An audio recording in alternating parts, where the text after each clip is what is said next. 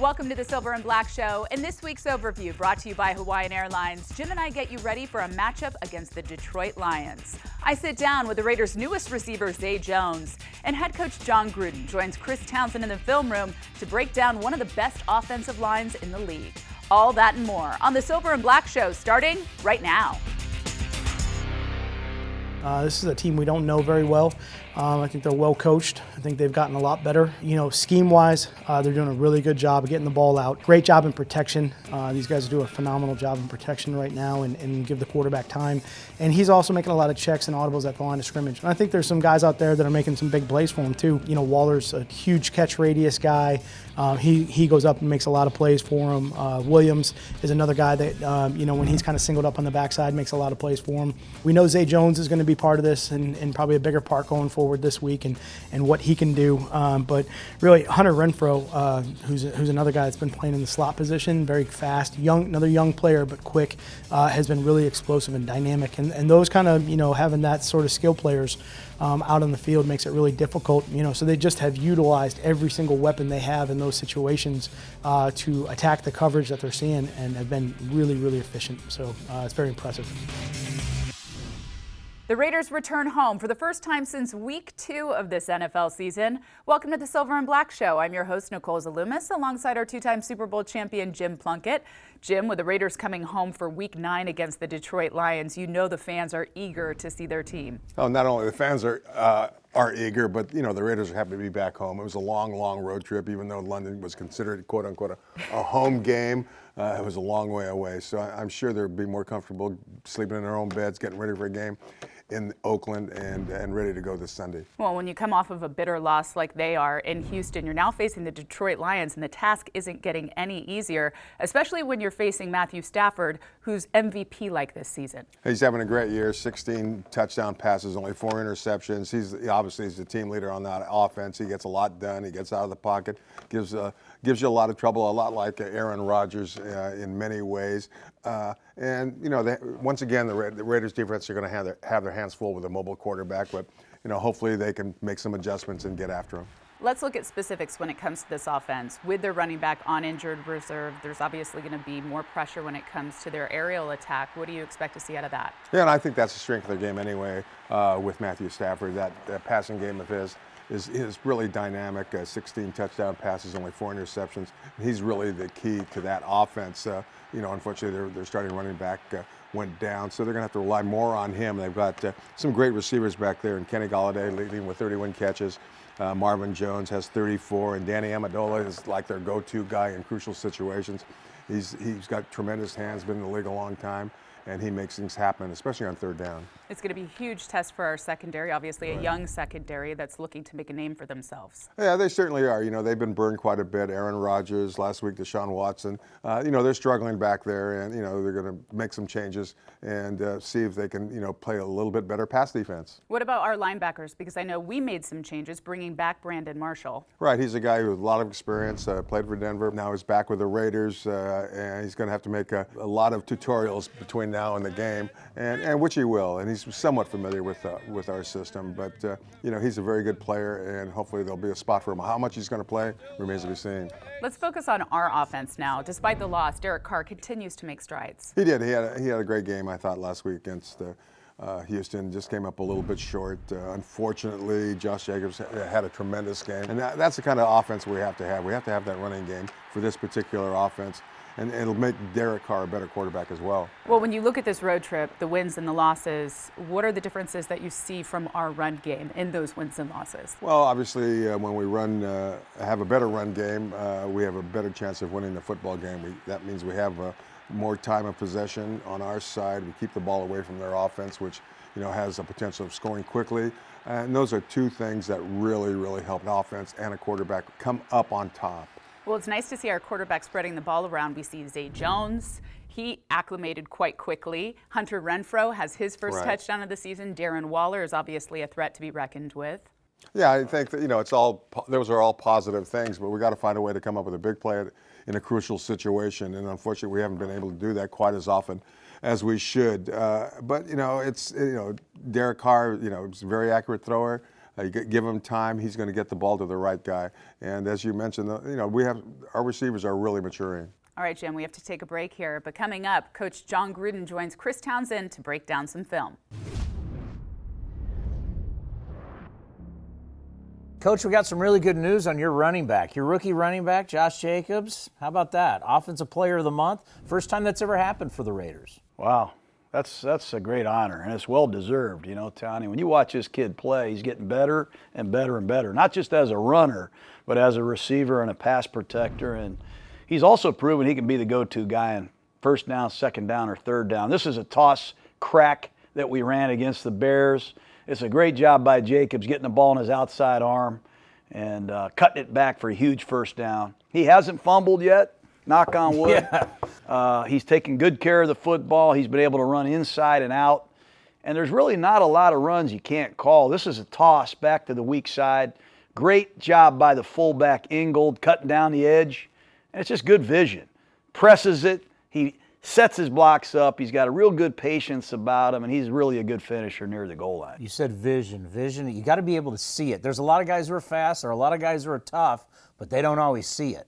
No doubt. And what he does see is he sees unblocked defenders, and he has the unique ability to make you miss because he is elusive. He also has the power to give you some memories, Townie. I mean, he lowers the boom right here. That's a great job. Same foot, same shoulder. First play of the game against Green Bay, really setting a tone for the silver and black. That's a big-time run by a big-time young back. Yeah, it's one thing when you're on the sidelines that you realize the power that he has. There's a lot of big guys trying to tackle him, and he'll drag guys with him. No doubt. And he's a smart football player. I give him a lot of credit. He pays attention. He really works at it. Derek does a lot at the line of scrimmage, as you know. And this is a good outside zone. Nice job by Waller cutting off the backside. But, again, there's that patience. He presses it. He picks up Incognito's block on the backside, and here he is, one-on-one with a safety. And he's been winning a lot of these one-on-ones. And what I like is the stiff arm. You see that? That's called yards after the contact. That's how you used to do it right there, Tommy. Get rid of me! That's a lot of yardage after contact. Heck of an effort. Well-deserved award by Josh Jacobs. And the thing is, if you're going to be great, you got to want to be great. And it's not going to be easy. I get that sense talking to him that this is what he's all about. He wants to be a great featured back. Yeah, no doubt. He understands, I think, the responsibility of a featured back. You got to be there on Sunday. He's been fighting through a shoulder injury, hasn't missed much practice time, hasn't missed any game time. And he's been able to pick up the blitzes, handle the audibles, and also he's really improved as a pass receiver. But when you can run the football, I've said this a lot to you, if you can run the ball and have balance, that's the hardest thing there is to defend. It's really helped us on third down. We haven't had 3rd and 12s, 3rd and 15s. He's kept us in some really good manageable situations, and look at him covering up that ball right there, Townie. See that? He takes coaching. We told him against Chicago, don't be exposing that ball. Blind pursuit is coming. You're not Walter Payton. So here he is. Look at it. Here he is. He's covering that ball, but he makes the corrections. He's improving on a daily basis, and he's a great kid. And one of the things that's so big about running backs in this league is you have to be able to pass protect. And you got to know the pass protection. You got to know, because if you don't, you can get your quarterback knocked out. No doubt. And a lot of the times, Derek, he'll change the protection at the last second. So you got to go from blocking this guy to blocking that guy, and then you got to know what your check down is. You're supposed to be 2 yards deep and 2 yards outside the tight end. You got to check wide. You got to check through. You got to check burst, check option. So we have all these different routes. We're crazy here, Townie. That's why we like some guys like Jacobs that love football, that can catch these passes in one-on-one situations and do things like this. Fun to watch, isn't it? And you got to be a football rat, right? You got to have your nose in that playbook to be able to know all this stuff. Yeah, it sure helps. And his background from Alabama certainly helps. Coming from a pro-style attack has been a nice transition for him. But we have great expectations for this kid. He's got a chance to really be special. Coach, we got an actual home game on Sunday. How about that? We're going to be at the Coliseum. I forgot what it looks like. I mean, we've been gone a long time, but I can't wait to reunite with Raider fans, and it's going to be a challenge for us. Detroit is playing very good football, even though they lost a few games. They had Green Bay on the ropes. They had the Chiefs on the ropes. Matt Stafford's playing extremely well, and It's going to be an exciting game. We need this one. You had that little note for us that I used in the radio broadcast. There are 10 Raiders on the team right now who have never played in Oakland. Hard to believe, isn't it? And we've made a lot of roster moves out of necessity. We've had a lot of guys get hurt.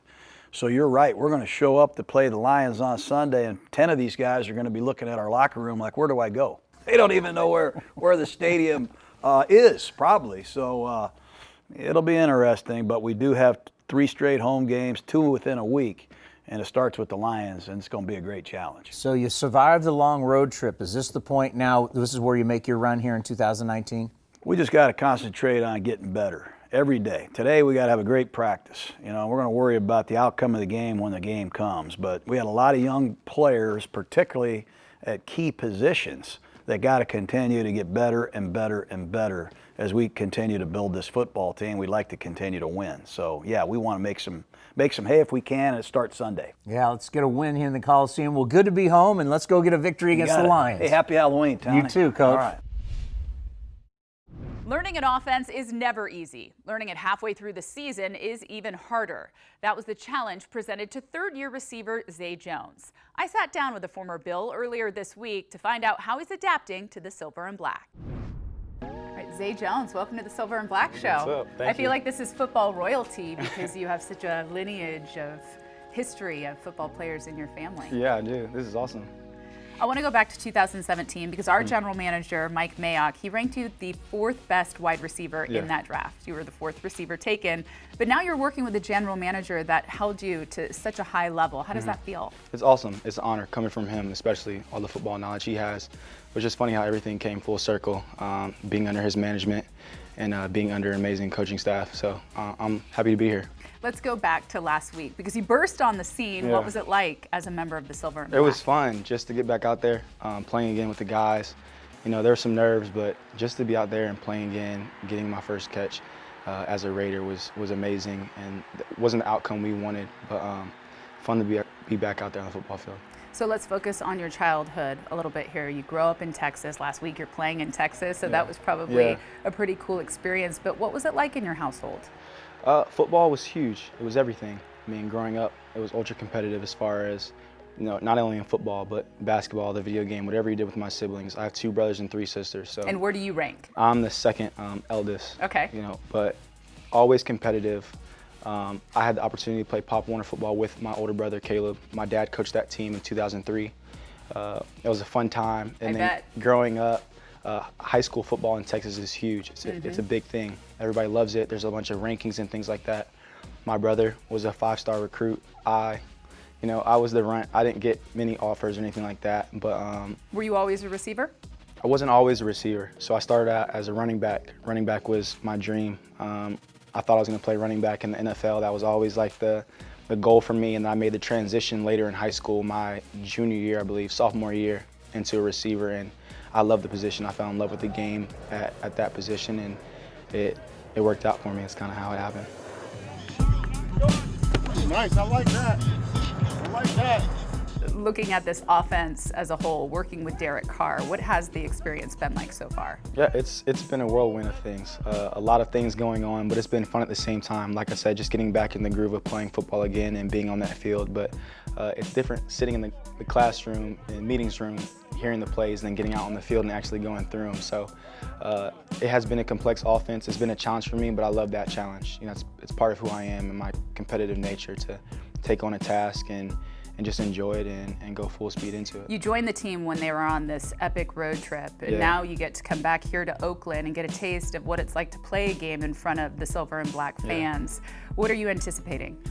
Just a lot. I don't really quite know what to expect yet, though. I was actually driving by the stadium and I looked at it. I was like, dang, that's going to be crazy. I'm going to be playing there this Sunday.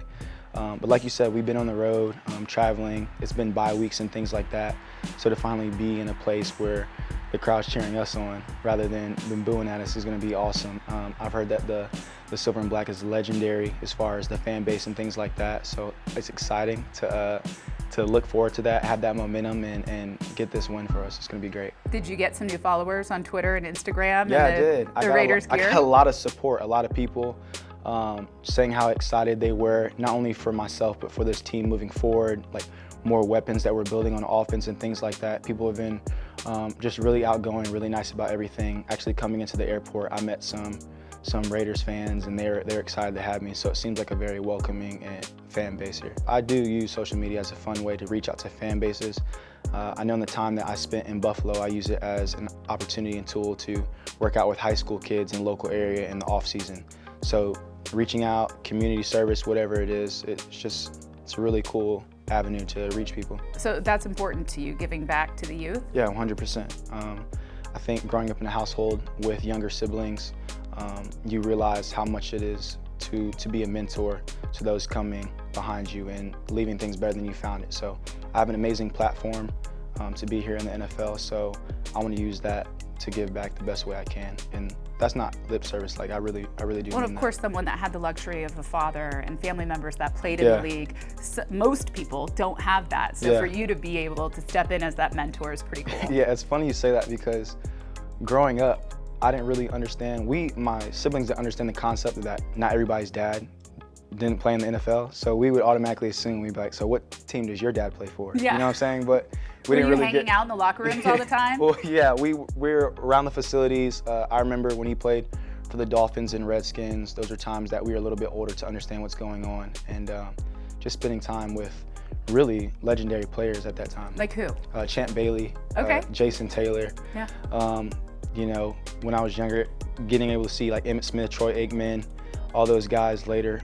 My dad also played for the Dallas Cowboys, so we were around some special guys. Who was your idol? Who did you model your game after? Was it a running back? Well, at the time it was running backs. So growing up, I had more of the old school feel because my dad, obviously he played in the 90s, so I admired Marshall Faulk, Eddie George, Ahmad Green, Priest Holmes, Barry Sanders, Walter Payton, and then more of like the newer generation for me was Reggie Bush. I was a huge fan of Reggie Bush. And then when I made the transition into receiver, I started watching them more heavily as far as Calvin Johnson, Andre Johnson, Marvin Harrison, players like that. So kind of just, it evolved from there. And then are there some in the league now that you're looking at thinking, okay, I could take some tips from that guy? Well, yeah, I don't really, like I say, I look up, although I respect a lot of people.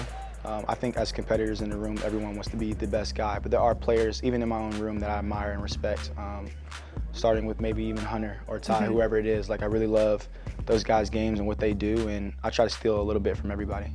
What are your goals for this season? Just 100% effort, you know. I think that was one thing that me and Coach Gruden really agreed on, is just to come in and just do the best I can as far as giving 100% effort, and everything is going to follow. Smaller goals and short-term goals was just learn the playbook first, or simply where to line up, and then just building off of that.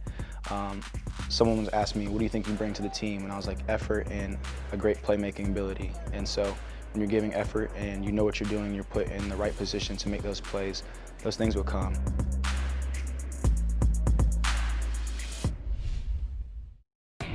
I thought Andre competed his tail off, made some great calls. I didn't have to override any of them. He was on it. You know, I checked for the point, checked what decisions he was making, and he was right on. You know, he called a lot of the shots. You know, we did a lot of different things offensively in this game, and he showcased his preparation. He made some good blocks, made some good calls up front, and I was proud of him. It's a credit to him to go out there and play this well this fast. He had a great preseason. We didn't play our starters much. So if you look back on the value of preseason football, is for guys like Andre James to get themselves acclimated to a new position, and it certainly paid off. Welcome back to the Silver and Black Show. Unfortunately, Jim, when one man goes down, and for us it was Rodney Hudson, another does have to step in, but Andre James, an undrafted rookie, stepped in quite nicely. Yeah, he certainly did. 0 sacks on his part. He handled the job well, and for a center, he's got to bank a lot of calls. Tells the line which way to slide, left or right, depending on where the linebacker lines up. And he did an excellent job, and the protection for Derek Carr was very good during the course of the ballgame. What do you think his focus was in this past game? Because at one point, the camera crew had a tight shot on his face. His eyes are all over. You know he's amped up. He doesn't want to make any mistakes. Oh, sure. You know, that's what always happens when a young guy steps in to fill in for, you know, a guy like Rodney Hudson, who's, you know, he's done a great job. over the years, and an experienced guy. And so, he's excited, he's happy he's there, but, he's focusing on his job. Is that a testament of our coaching staff? Because I know Coach Gruden looks at our staff, and they're answering the call, really, and getting these young guys prepared. Yeah, and a lot of credit goes to Tom Cable. He's an experienced offensive line coach. He coached here before, went to Seattle, came back, and I think he's one of the better line coaches in the NFL right now. Well, and it seems like there was a lot of praise during training camp when it comes to Andre. So you look at what Coach Gruden said. He said he's been really impressive, not only making the transition, but handling all the communication. His accuracy in terms of the shotgun snaps is getting much better, and he's getting more comfortable. Derek said he didn't have to make any adjustments in the last game. Well, that speaks a lot of Andre and the job he's doing. One of the things that, it's difficult to get experience unless you're actually playing out there each and every week. But it seems like he's learning the system. He's knowing what to do in each and every situation, and that's really helpful. Well, that's going to do it for this edition of the Silver and Black Show. Make sure you join us next week. On behalf of Jim Plunkett, John Gruden, Chris Townsend, and all of us here at Silver and Black Productions, I'm Nicole Zaloumis. Thanks for watching.